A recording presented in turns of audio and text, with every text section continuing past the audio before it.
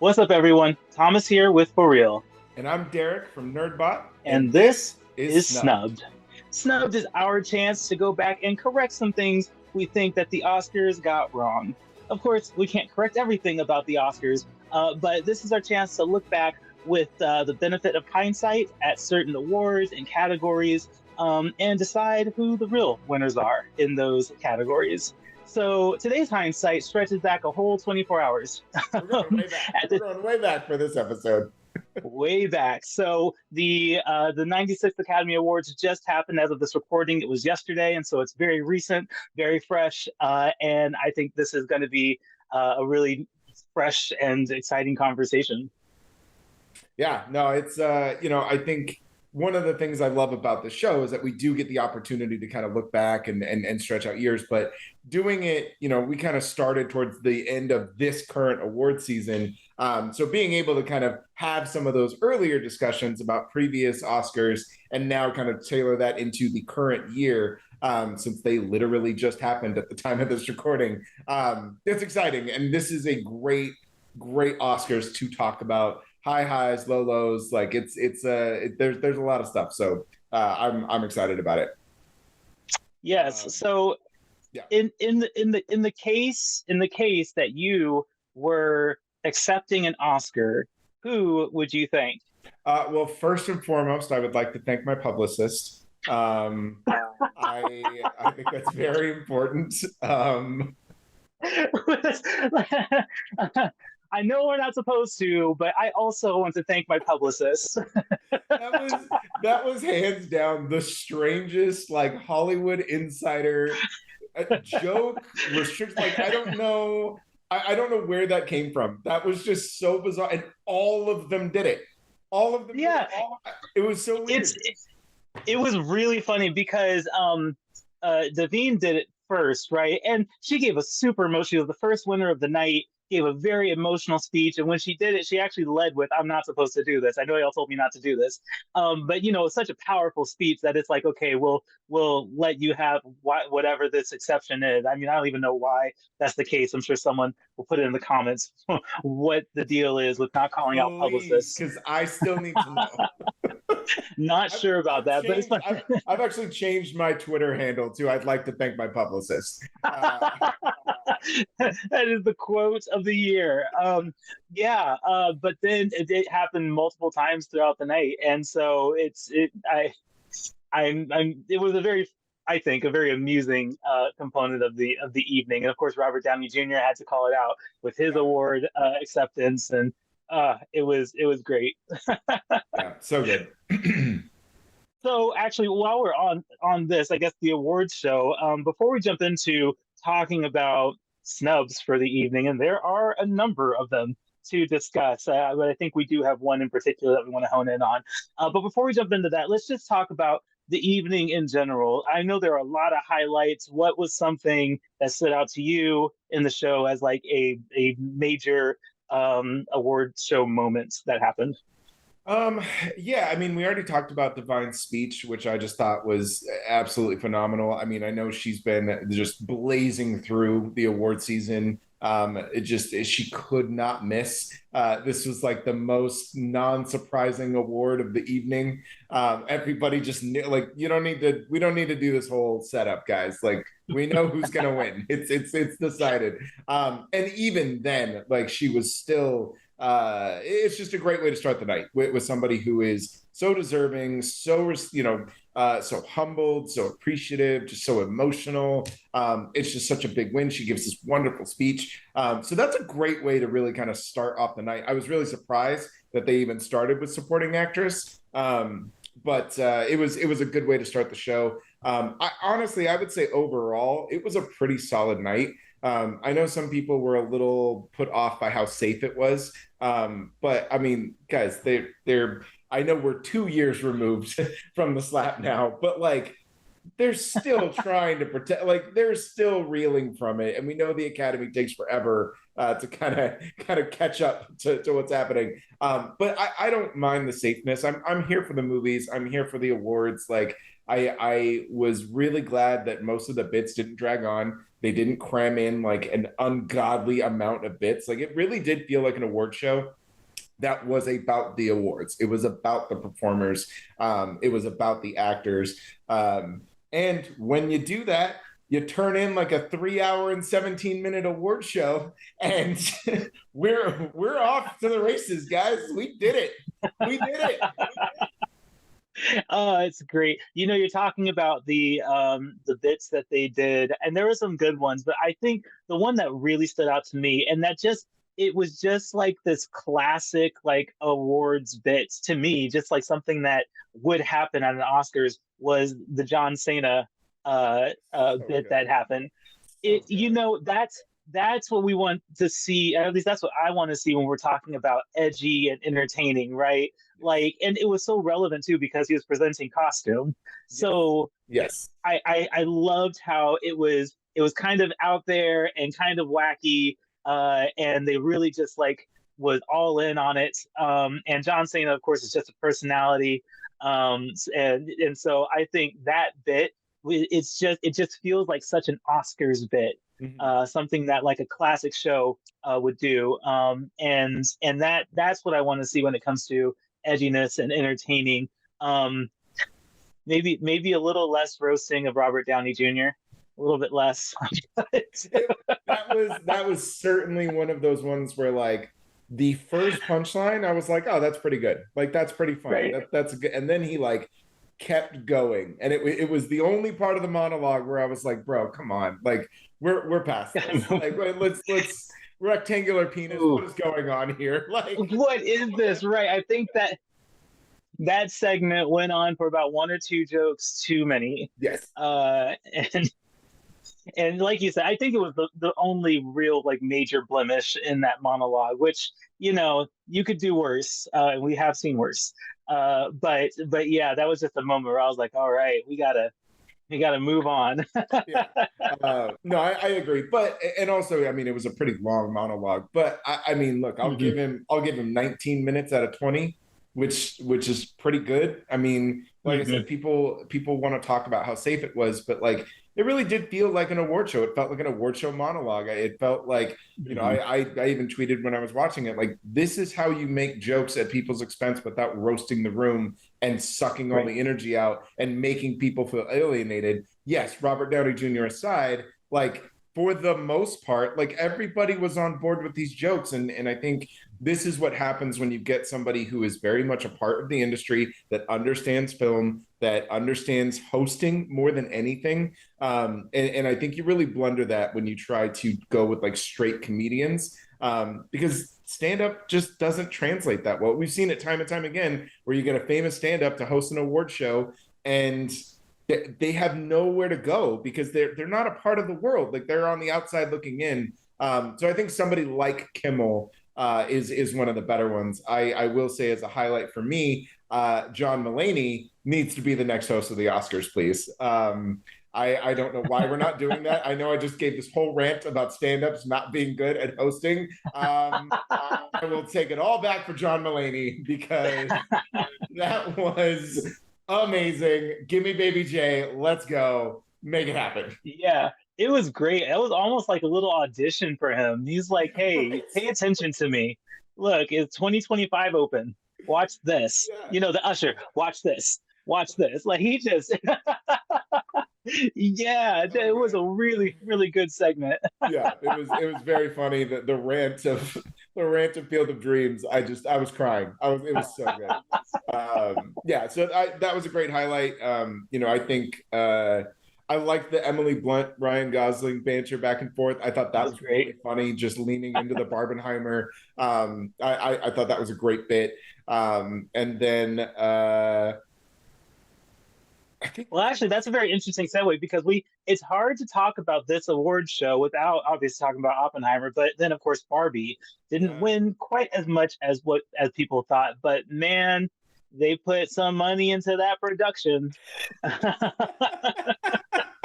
And let me tell you, look, I now describe Ryan Gosling as a closeted rock star.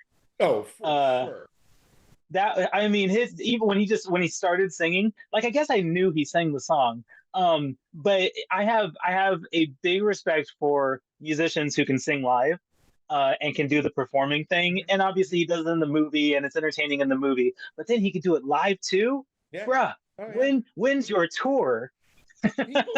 People love to forget that Ryan Gosling was also on the Mickey Mouse Club with people like Justin Timberlake and Britney Spears. Like, the kid knows how to do this, and he didn't do that as an adult. Like, he knows. And I love Ryan. I love fun Ryan Gosling. Like, I get it. He can do the drama, and he's very good. But give me fun Ryan Gosling all day. The fact that he started this thing and he was on it, and he like broke Margot Robbie, who like is like the last person in like, she knows everything about this song, everything about this performance, and he just broke her within like 30 seconds of him starting the song. Like, she could not keep it together, and I was so here for it.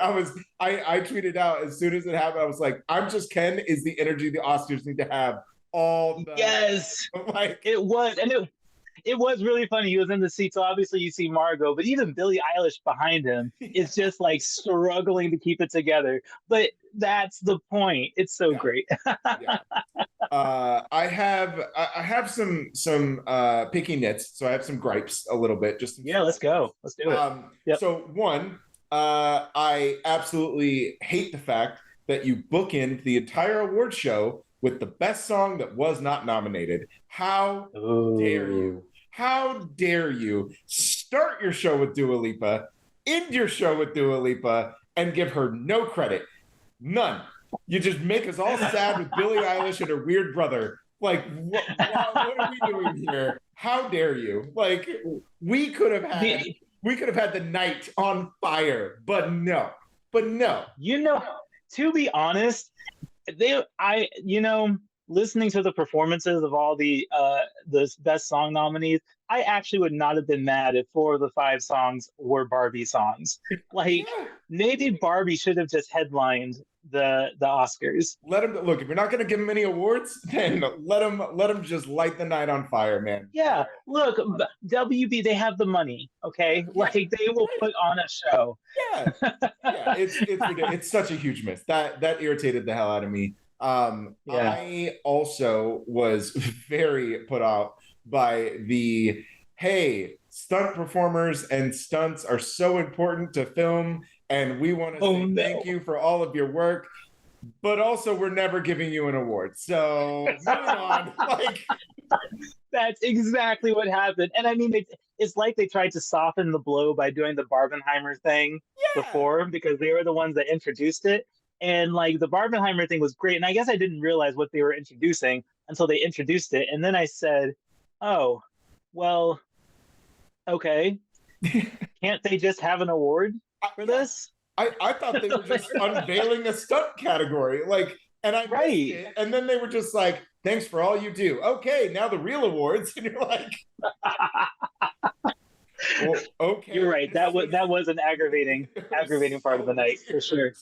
And then my last little nitpick would be, as much as I think that there were some genuine tributes and there were some really sweet moments between actors who won before and the current nominees.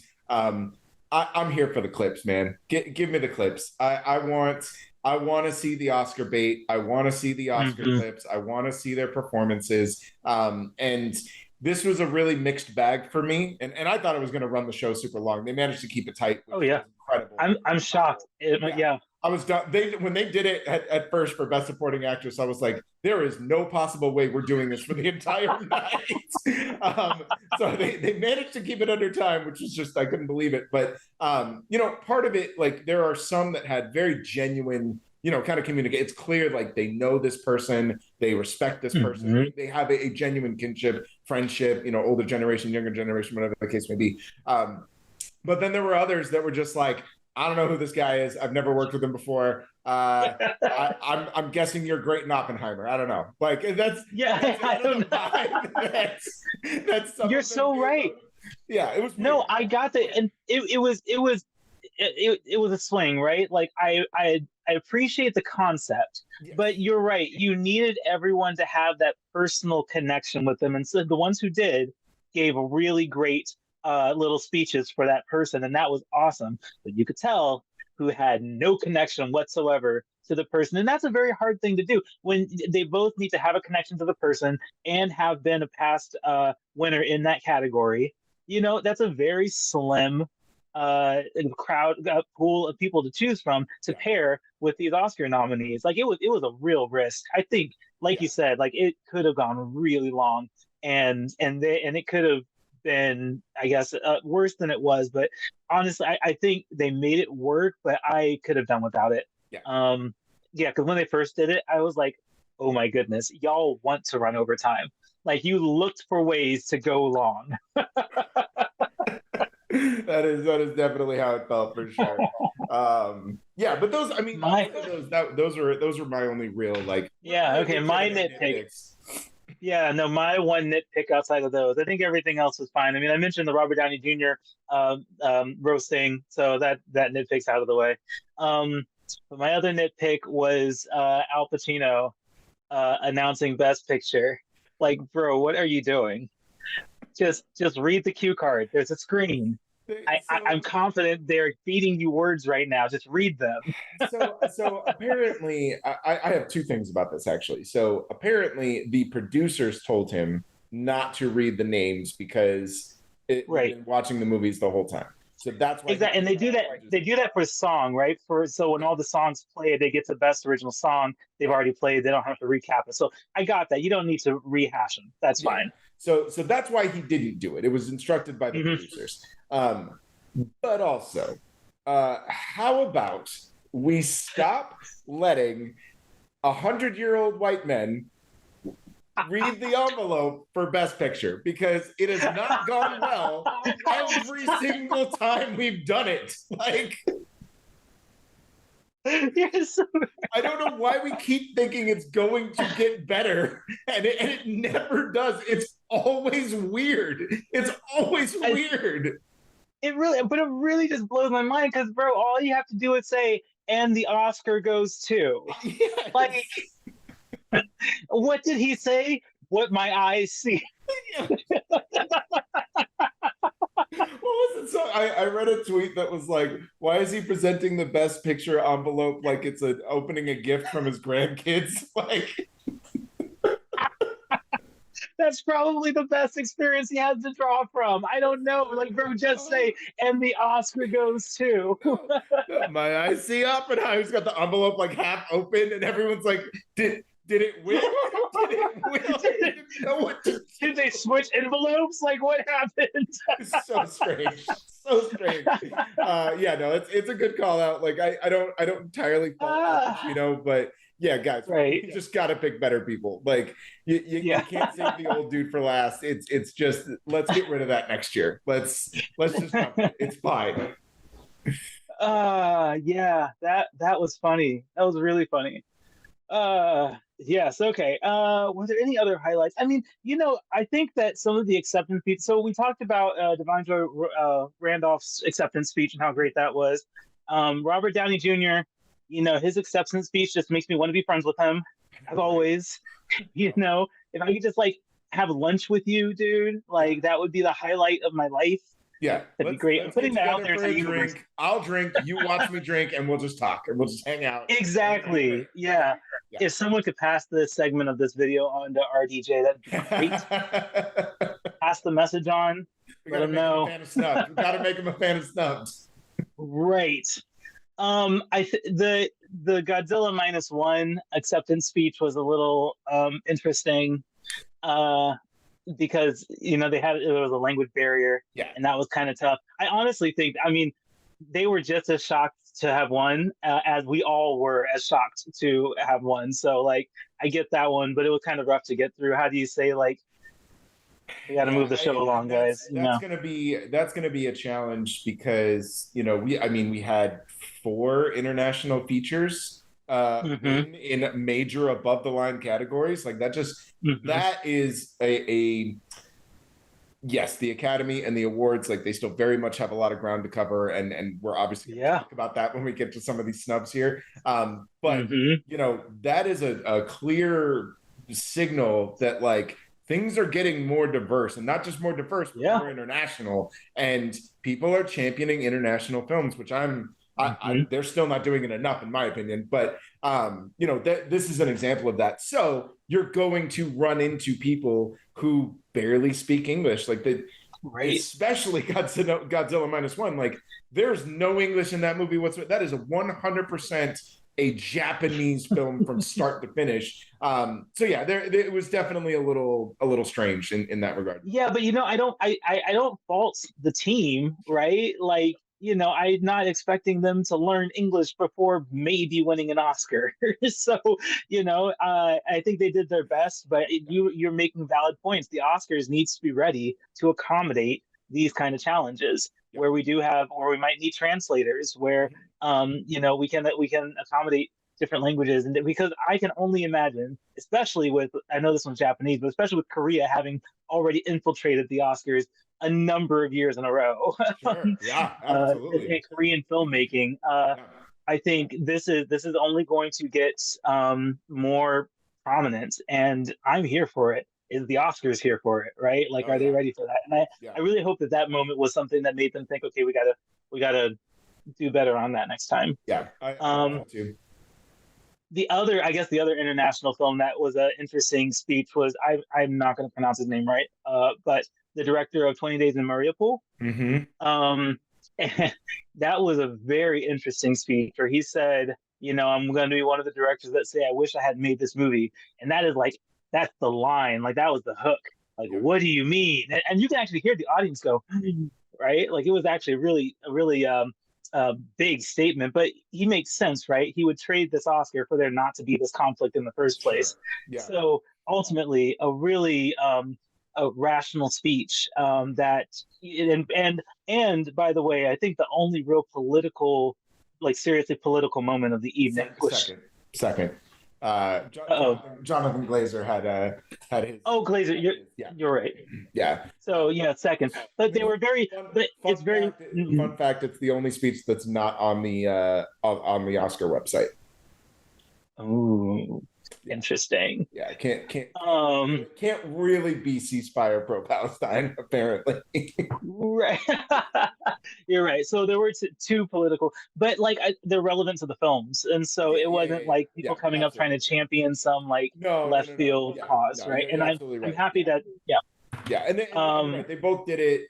They both did it in a similar fashion. You know, Jonathan Glazer, his film is about the Holocaust and the banality of evil and the indifference of good people, and that's, you know, that is genuinely what he was trying to convey, and not, you know, and compare it to, you know, current issues, and same thing. I mean, for anybody that's seen 20 Days in Mariupol, I mean, yeah, this is a movie that should not have to be made. Like, he's absolutely right. That film is like, I'm very glad it won, but like, I get the sentiment. Like, you shouldn't have to make films like this, right? And that's a burden. So, my last shout out for great speeches, though, I would give a shout out to Cord Jefferson. Oh yeah. First of all, that's an incredible win. He was a last minute pick, and I wanted this to win. I wanted him to win so bad. Like, this is a really stacked category. Adapted screenplay had some of the best films in there. And I was really nervous because I was like, they're just going to give it to Oppenheimer. Like, they're just going to revert back to their normal ways, and they're just going to give it to him. And then they gave it to Cord, and I was like, yes, let's go. We did the right thing. But his speech, just absolutely incredible. The everything about, you know, the $200 million movie, and, you know, it's a risk-averse industry, but spending $200 million on a movie is a risk as well. It rarely pays off. How about we make $10-20 million movies or $54 million movies? I was like, dude, just Let him know. Speak on it. Yeah, let him know. Preach, brother, preach. I loved it. It was great. It was a great speech. It was a great speech. I'm really happy that he used his time, because the first time film writer director for feature film, and to be able to win is a big for his career. And then use his time to really champion, the opportunity that he had to get there, and recognize that so many others could have that opportunity, and so many others could become these big directors that are all populating the Oscars all the time. You could have so many more of those. Yep. And so wasn't the biggest fan of American Fiction, but you know what? I will accept that win for that speech. That was great. Yeah, that was good. It was really good. So the only other speech that I am going to point out as a segue into snubs is Emma Stone's speech. So really, really big snub here tonight for that night. And it's not that Emma Stone doesn't deserve the Oscar. Yeah. I loved her performance in Poor Things. I love her as an actress. I think she's very smart about the role that she plays, and she really invests herself into them. None more so than as Bella Baxter, which is great, and I love that for her. But I do think that she gave a good speech. It was interesting the approach she took, where it's not about her and what she has accomplished to get there. It's about the camaraderie and the people you get to work with, and the teams and the colleagues. And so I really do like that, her first messages, I share this with all the other nominees. I think that was a very honorable thing to do, and really just kind of exalt the art of filmmaking and teamwork to make films, rather than exalt herself in that. And so I think she used her time well as well. Man, I really wish it was Lily Gladstone. I know. I really do. I do too.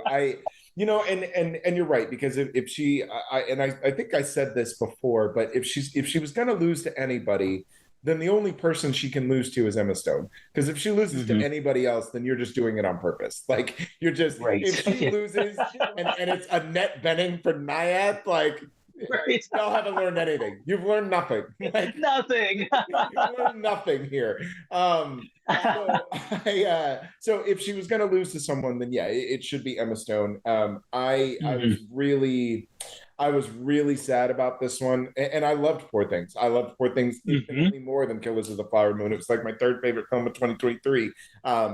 But I really wanted them to do the right thing here, kind of, and really create history and have a genuinely great moment for somebody that, and I know we talk about that, and I don't want anybody to misconstrue the idea that the only reason she should win is for that historic moment. She gave an incredible performance and literally shouldered a huge tragedy on her, and she stood with, Robert De Niro and Leonardo DiCaprio in a Scorsese film and Jesse Plemons, and was the best part of the movie. Like, you can't do that if you are not one of the best actresses alive. Like, that is absolutely incredible. She hijacks the entire film. She just does. So I wanted it to be her. And my fear now, because she was already kind of one foot out the door when she got this role, and then this role kind of revitalized her and everybody championed her, I fear that we are going to be robbed of Lily Gladstone after this. And I hate that, because she still has so much to give, and I think that she could absolutely come back and make this happen. But I have a very real fear that she's not going to, and that breaks my heart. Like, that's even more sad than her just not winning the Oscar tonight. Right. That's what I'm really fearful for. That's also my concern too, because she's more invested into the TV world. I actually just saw a trailer for another TV show that she has on Hulu, or that she's in on Hulu. Yeah, they played it. Yeah, they did. Exactly. So like, okay, so she's in the TV world. We know that. She obviously has Reservoir Dogs. And when she's in the film world, it's usually with independent film. And I think she does a really great job, lending her talent to Indigenous film and Indigenous filmmaking. And that's awesome. But it would be so great to see her in more mainstream stuff, so that when she does lend her talent to these indigenous and independent films, that there's even more weight behind them. I would love to see a Killers of the Flower Moon made by not Martin Scorsese, Yeah. right? I would love to see it made by someone that she champions, because she has that influence, because she has the Oscar. Yeah. She doesn't have the Oscar. But I hope, what my hope is that she has now the experience and the connections to get that next project, or maybe a couple projects down the road, to come back to the Oscars, because I think Lily Gladstone did a phenomenal job fitting the part and being a natural component of this evening, where she's on the red carpet, she's working the red carpet, she looks stunning, her outfit is great. And then they pan the camera over to her multiple times, and she has a beautiful smile. She's engaged, like she just fits in this world. And I'm hoping that the industry sees that, and I'm hoping that in this award season, that she made enough connections and she networked enough and did what she had to do to make an impression. And hopefully Martin Scorsese flexes on her a little bit, like, hey, dude, you have all the connections. Get her into more projects, and leverage your connections to get her where she needs to be, because she has the talent and she can do it. Yeah. Yeah. No, I completely agree. And I think we share that same sentiment. And I hope that not only that, but I hope it does bring more eyes on the projects that she's passionate about. I would love for more people to know that things like Fancy Dance exists, and more people to know that, like, she's incredible in The Unknown Country. Like, just like let these things shine. And you're right. I hope those connections and those people that are behind her, like, champion her to stay with it, give her bigger projects so she can do the smaller ones, and get her back here. Because I want her to win somewhere. I need her to win somewhere. Yes, absolutely. Absolutely. And I think this was a good, I guess we can call this a practice round. Because I think that I wholeheartedly hope that she comes back, and that she's back at the Oscars in the next 3-4 years. And at that point, we're going to remember this conversation, and I hope the industry remembers these conversations, and how she had so many supporters at this time, and we are going to support her again next time. So nobody get off the lily train. Yeah. Everybody stay on. Stay on, guys. We're all on board. Yep. But that officially puts us into the snub section of this conversation. So obviously, like we explained at the top of the episode, we are here to correct some Oscars, and it's fun to be able to do this with the most recent award show. We've had, this has been a great conversation about the show in general, but I think it's interesting to have these live reactions to things winning. A lot of it is kind of predictable. A lot of it was kind of expected, but there were some things that were not expected. There's some wins that we did not see coming, or that surprised us, or that we don't entirely agree with. I don't know. I listed a couple here. I know we have one that we're going to work our way towards. There's one that we both agree on, and we're going to get to that one. But I don't know, what snubs stood out to you and that you would have done differently. It's so, there's a lot of strange misses.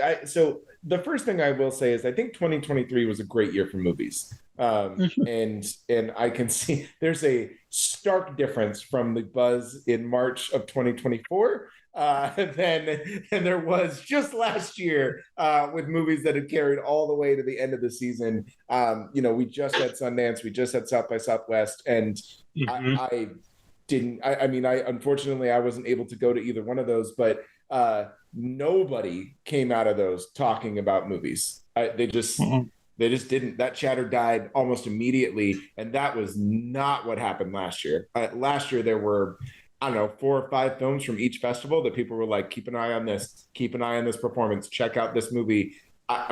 There's like 2 films that somebody said, oh yeah, that was pretty good. Like that's like all I got. So we're in for a very strange year. I know it's early, but we're in for a strange year. So it's hard in a year where there are so many great films. So like if you look at something like the Best Picture, I could take 9 of those off, put 9 other films on there, And honestly, they'd be solid. Like you had 20 to 30 great films that could have been the best picture. So in a year that is legitimately that stacked, and you don't have these outliers where they're just giving 10 because they have to nominate 10 movies, it becomes harder and harder to find legit snubs where you really, I mean, the Lily thing I think is probably the biggest one, and I have another one too, but I say all that to say, this is a year where like Barbie is one of the biggest films of the year. It not just in box office, but in cultural relevance, and it got one win out of like 10 nominations, and it was song, and they had 3. Like it just, like,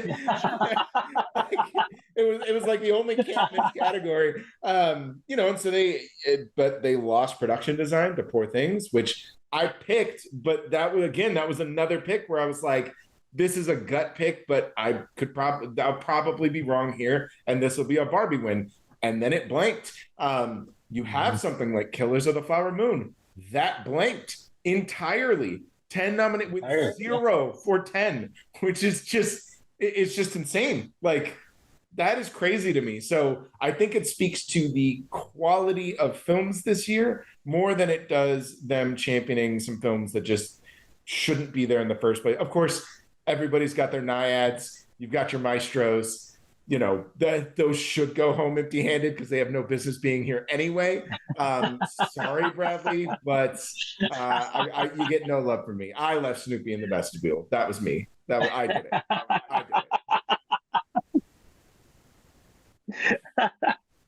Well, so you mentioned production design. That was one that stood out to me, and I think you make a valid point. Like, did Poor Things have bad production design? No, not at all. But I think I was on your kind of thought process where Barbie's was elaborate, and there's this whole other. I mean, I guess Poor Things was also. It's so tough. They were both so good, but I guess I did expect Barbie to go home with a little bit more. Yeah. Song was a lock. Billie Eilish and Phineas O'Connell, I think they won the Grammy for that song. So like there was just no way they weren't gonna win. And so that was a lock. But yeah, for that to be the only win for Barbie, I mean, I don't know where everyone sits on the spectrum of like who should and should not have gotten nominated on the Barbie team. But it almost compounds that problem. Like, hey, not only did we do this thing where we didn't nominate the women, the leading women of this movie, just you deal with it, but also you're only going to win one award. And it's going to be for song. And it's going to be for song. So, and to be fair, that's only half a step removed from Ryan Gosling winning the Oscar. Sure. Yeah, no, absolutely. So, yeah, no, you're not wrong. So I don't know how much conversation we need to have about that, how we are supposed to interpret that. I think we're going to spend the next 12 months processing that, and Barbie's place, I guess, in the Oscars. But regardless, one thing that I try to remember is that these movies still have their place in culture. And no matter how many Oscars Barbie didn't win, I think people still find that movie a beloved, entertaining film. And I think that it's going to hold that place for a lot of people.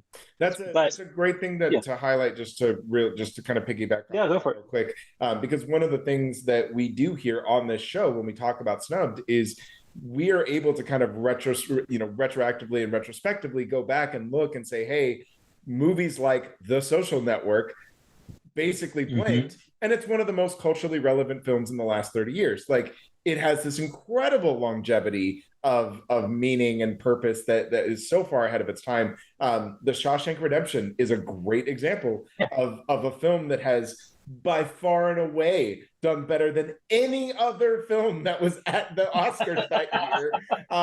So I say that because I think it'll be very interesting to see what happens to Barbie in 5, 6, 7, 8 years versus something like Poor Things. I think, Poor Things is, for better or worse, it is an Oscar movie. It's polarizing. It's strange. Yorgos Lanthimos is whatever he is. And they are kind of two sides of the same coin. For me, I feel like Poor Things is kind of the R-rated version of Barbie. They really are saying the same things.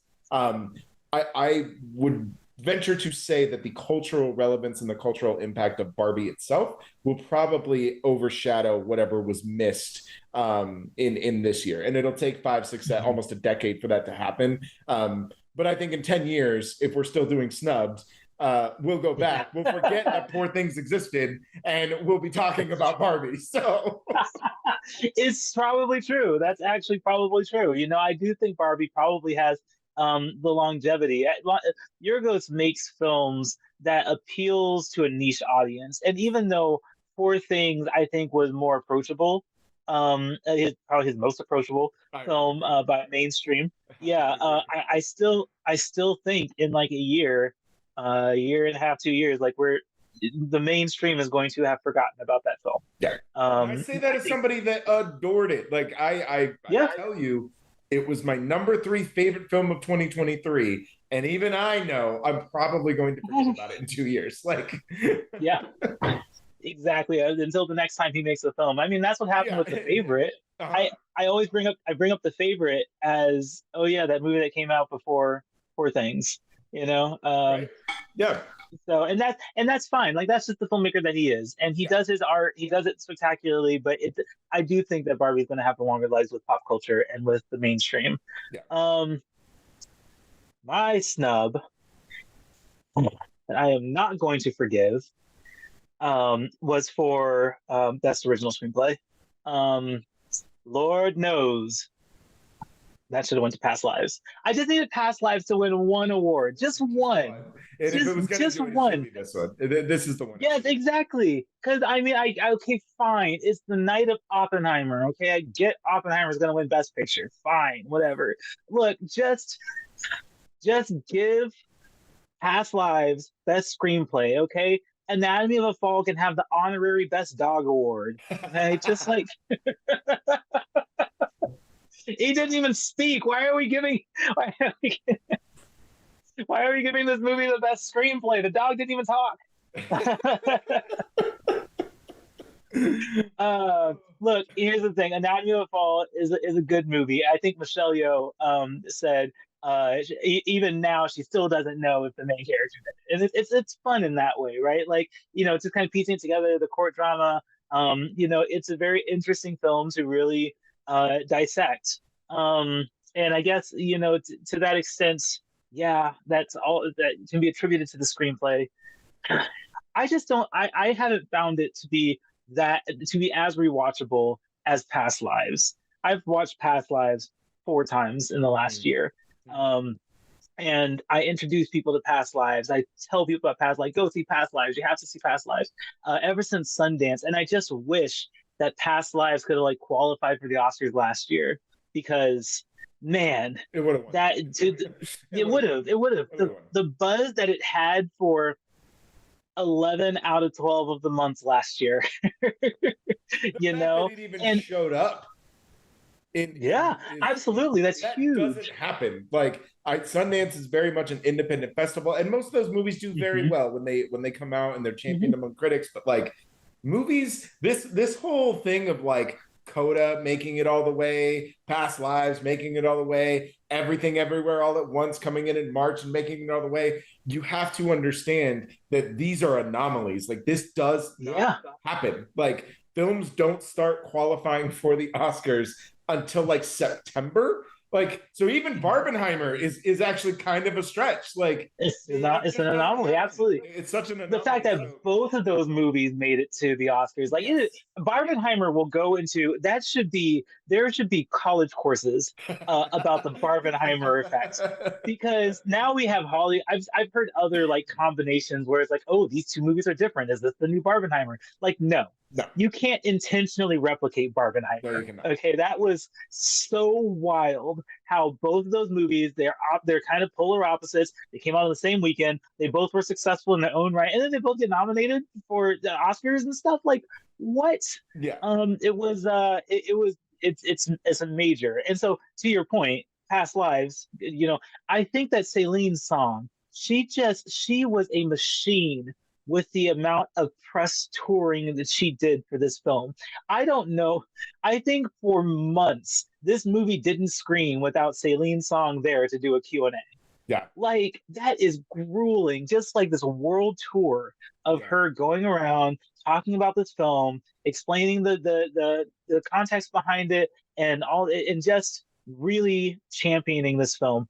Um, and I think that effort was so valiant. It's tough to be promoting a film that much, right? And I just wish, I don't know if anyone watches the TikToks, but there's this new trend of that song, like, all this work and what did it get me? Like, I know this isn't the kind of person Saline Song is, but like, I could just, that's like the meme I think of with Past Lives, just all this work throughout the whole year, because it didn't just come out and then coast on, I don't know, Apple Money or whatever. No, give him the Coda slander. I don't care. Give it to him. I know, right?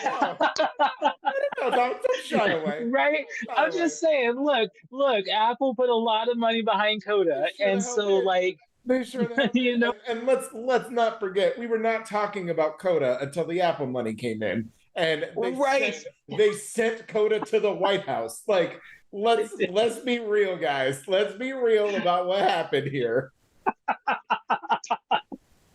It's so true. But yeah, so like, obviously, I mean, Past Lives is an A24 film, so I guess there is some reputableness behind it. But A24, I don't know, like, their campaigning this year was so weird. And really very good at it. They're usually good, and I feel like they did drop the ball here. You know, I am a champion for Past Lives. I absolutely adored Past Lives. You know, Anatomy of a Fall didn't make my top 15, and that has nothing to do with how much I enjoyed the movie. Like, I loved the movie. It was fantastic. Right. Sandra Hüller is incredible, and the screenplay is very good. It's a very good screenplay, and this is one of those years where, again, in a quieter year, in a less stacked year, Past Lives probably would have had a shot. But 2023 was a good year for movies, and you have some incredible screenplays coming out in both adapted and original. Like, these are great scripts. Like, they just are. So I have a hard time. I don't want to besmirch Past Lives, because I feel like that's just so unfair. But be very careful. Proceed carefully. I'm going to lose my spot on my own show. You might. I'm kidding. I think that there is a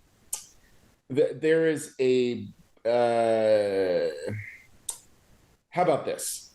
Past Lives is a strong script, but it's a script that requires a lot more restraint, a lot of patience, and it requires more confidence from the director moving her vision forward through the performers than it does the script ripping itself off of the page. Because you can't make Past Lives without Celine Song at the helm. Like, she has to be there. Yeah, you can't separate the two.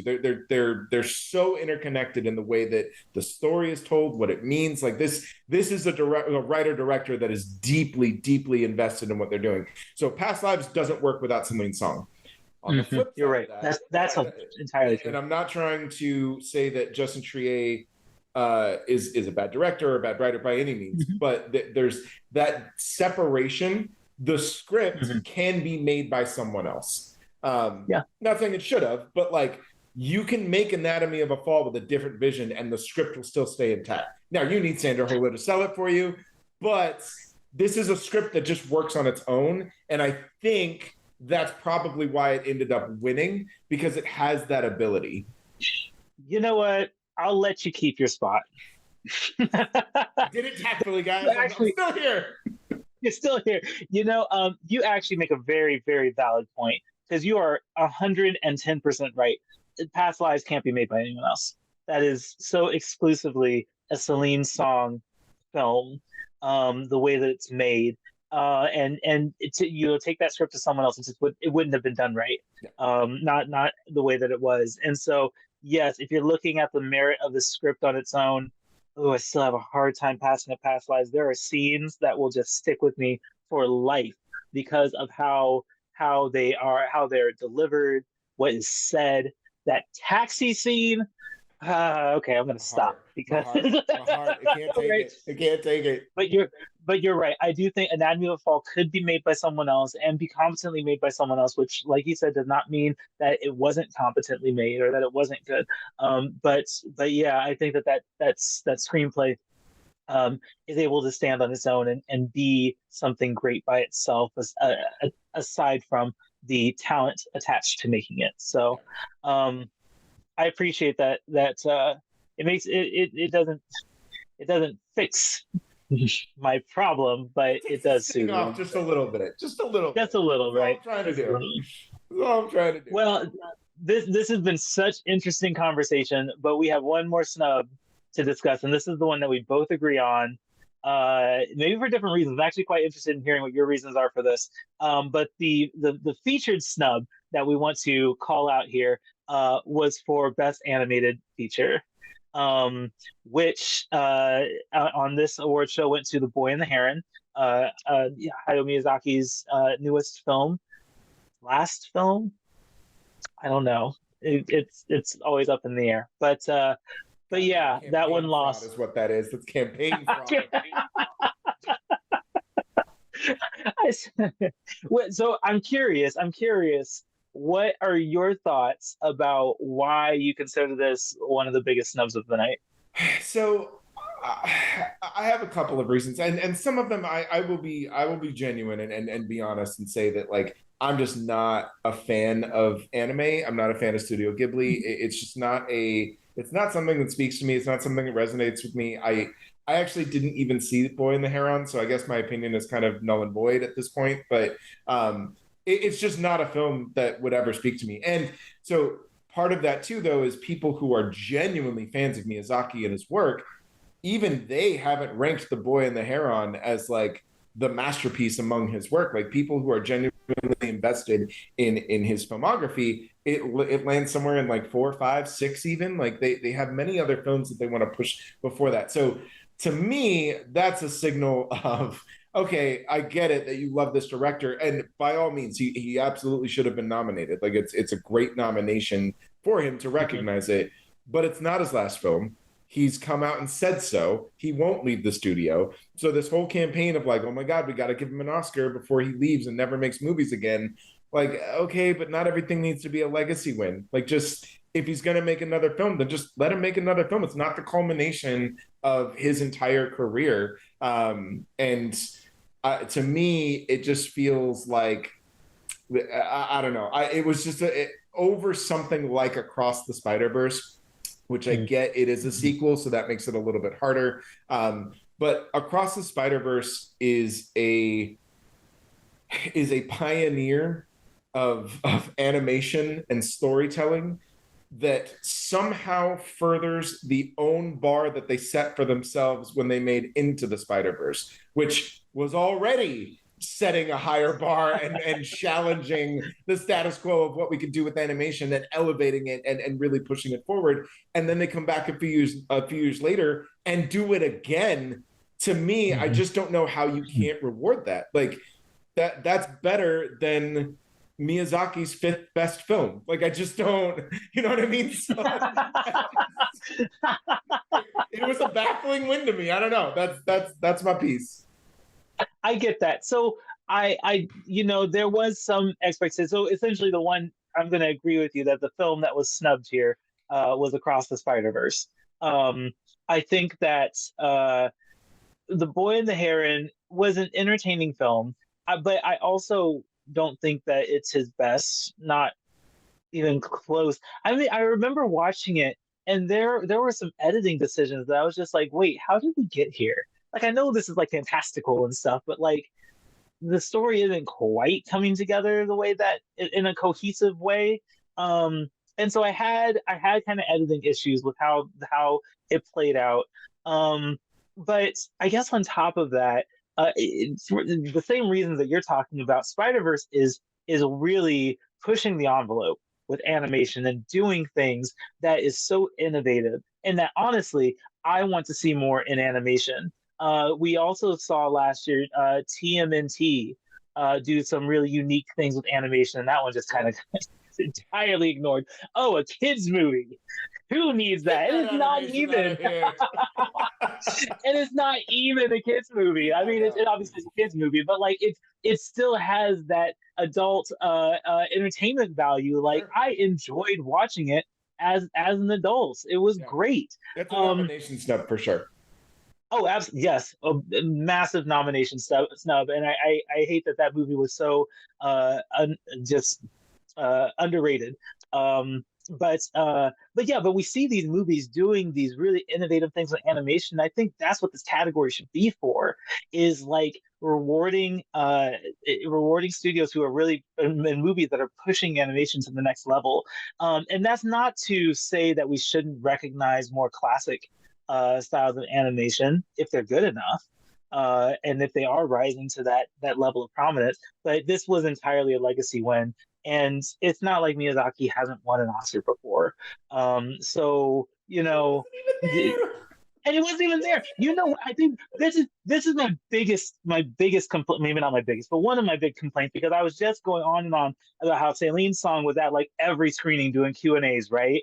And of course, TIFF programs The Boy and the Heron, and bro can't show up to TIFF for his film at this massive audience because he just doesn't campaign for his films. And if that's your strategy as an artist, cool. But I also think that maybe that should come with some consequences compared to these other studios and these other films who are, beating the street and on the grind, pushing their films, right?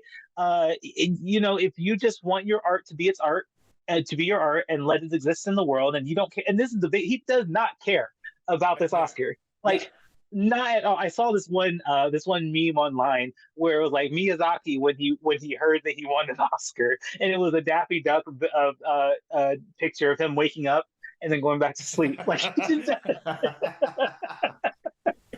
Miyazaki does not care about this Oscar. Why do you guys care about giving him this Oscar? Yeah. It's such a legacy win that is not necessary as a legacy win, and I am disappointed about it, but I think that things are going to come full circle for Spider-Verse. I think this is just that sequel slump. Not that it's a bad sequel, because everyone has this idea that the first one is really great and the second one is less great and then the third one's really good. No, this is like on par with the first one, if not better. I think they did a phenomenal job with Across the Spider-Verse. But I think there is that perception of this as a sequel. It's technically not a complete sequel because it does end on a cliffhanger. And so it does the Dune, so to speak. It does do the Dune. That's true. It does. But I wholeheartedly believe though that when Beyond the Spider-Verse comes out, it's going to close this story up really well. And I think Beyond the Spider-Verse is going to be one of those 9-8 Oscar nominees when it comes out.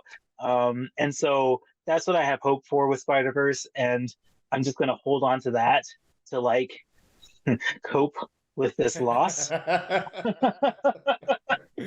Yeah, I agree, and I hope that we can eventually get over this idea that sequels don't. I mean, look, there are a lot of bad sequels out there that don't tell complete stories, and but this one does. Yes, it has a cliffhanger, but like, there are genuine conclusions that happen in this film. Like, that is true.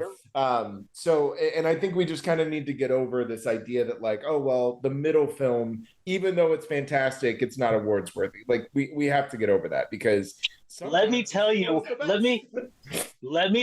which sequel is going to do that next year. Nice 4-letter word, nice. Part 2. Nice segue. Well done. Yes, no, I mean, I think we're coming up to wrapping this up, and so let me just prelude Oscars 2025, where Dune takes all of the technical awards.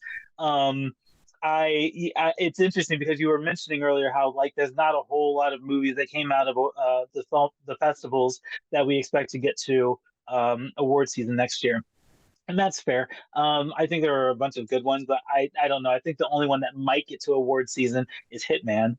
Yeah. Yeah. But even that's a big maybe, right? That's That's a still a big big maybe maybe. too. I think Mhm. that Hitman will be a fan favorite for sure. And I Yes. think it'll be most people's favorite film. Um, Mhm. but I don't. I mean, maybe I can maybe see screenplay. Um, I Right. can maybe see. It really has to depend on what comes out in the more dramatic sort of Yeah. towards the end of the year. I mean, I would love for. I think it's Daniela Rocha. Is that her name? Oh yeah. Yeah. Um, I would For best love. actress Yeah, or supporting actress. I would. It's your best actress. She's the star in the movie. But I would love to see a nomination. I don't know that she needs to win, but like Hmm. she's got it. Like I know the So movie good.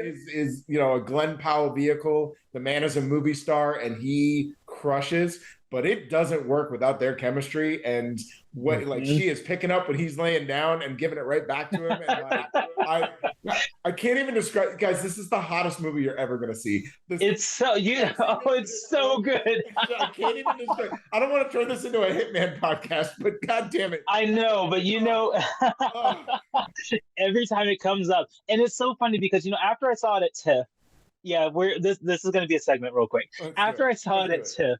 TIFF, I loved it at TIFF. In fact, I saw it instead of American Fiction, and let me tell you, that was the best decision I made.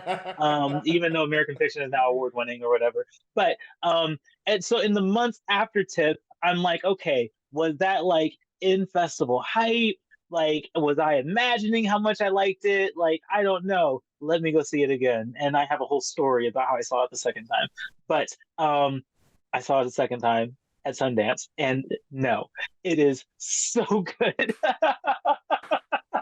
So good. Look, the audience, half of the audience that went to that premiere at Sundance saw it somewhere else, either at Venice or TIFF, or like seriously, most people were there seeing it a second time, and we all applauded at that one scene. Oh, Like we were just ready for it. Like we've been oh, waiting months for this scene. God. Uh, I want and this movie to it's come out so bad, I don't have to stop talking about it like this. I know, Like I want it know. to come out so because I just have to say, oh, it's that scene, and like It's you that know what I'm scene. talking, but Who knows? nobody I else do knows what know. I'm talking about.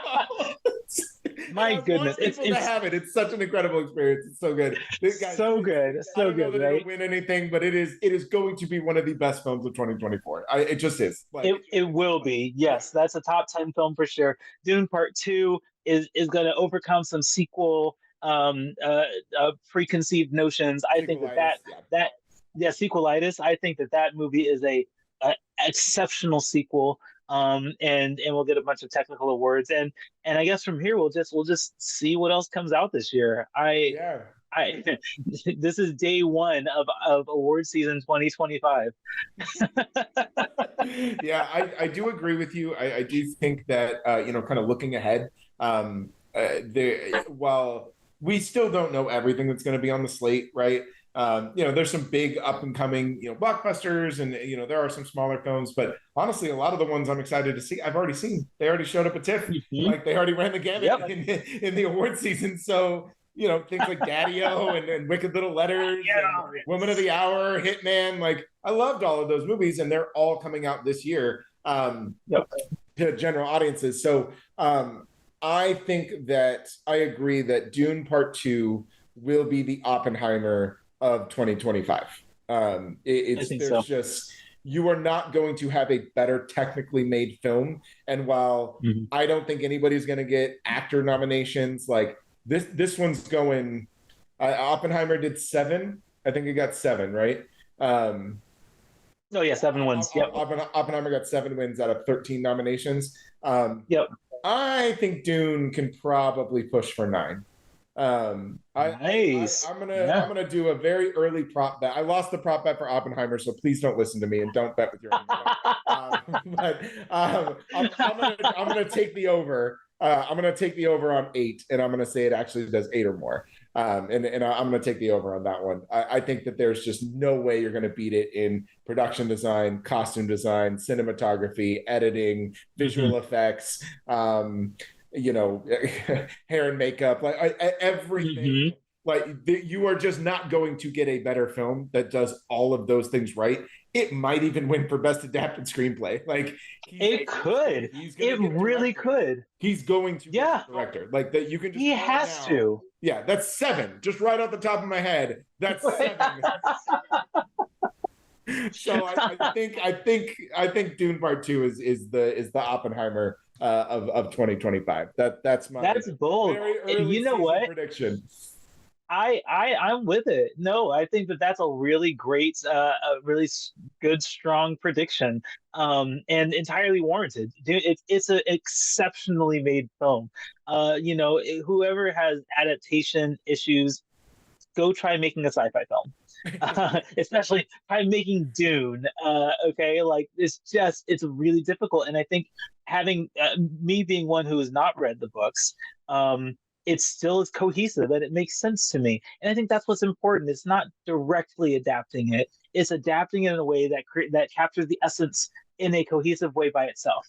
I don't need to have read the books to understand the movie, and I don't think that's the case for me. The first one felt that way for me, but this one did not. And I know some people have criticized her for being a less crafted, a less well-crafted story.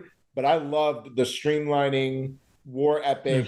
Let's just get to the point. And when he did that, I was like, oh, I'm here for it now.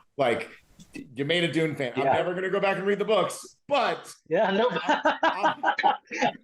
I will watch Dune 2. It's so funny how quickly my opinion of Dune 1 flipped. I still think Dune 1 is not a great film by itself. It's not something that I voluntarily watch by itself. Yeah. But in conjunction with Dune 2, I will sit there for 5.5 hours, okay? And really, now that I've seen Dune 2, this is a 5-hour movie. It is, it's absolutely. a 5-hour movie. That's what this is. It's a 5-hour movie. But this is gonna be your 2025 sweeper for sure. Sorry, guys. Wait. Alex Garland is not going to do it with Civil War. I don't care what A24 thinks, but if you want to drop the ball on a marketing campaign or awards campaign, do it for Civil War. Look, this is not the year for that. Okay, there are other films you can champion. Look, we've given our predictions. Award season 2024 is over. Now we get to start all over again and move on to the future, because for psychopaths like us, the award season actually never ends. You get one day to recap what happened last year, and now we're going to be in the Cannes is coming, and once Cannes gets Cannes is coming. That's it. We're off to the races all over again. But not to look too far ahead, let's look back. Spider-Man Across the Spider-Verse. This award is for you. You did an incredible job. Best animated feature winner on Snubbed in our hearts. You deserve this award. Please thank your publicist and thank your agents.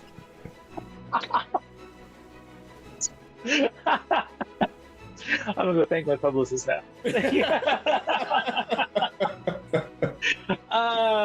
Oh my goodness. Yes. Okay. Thank you everyone for tuning in. Until next time, we'll see you later.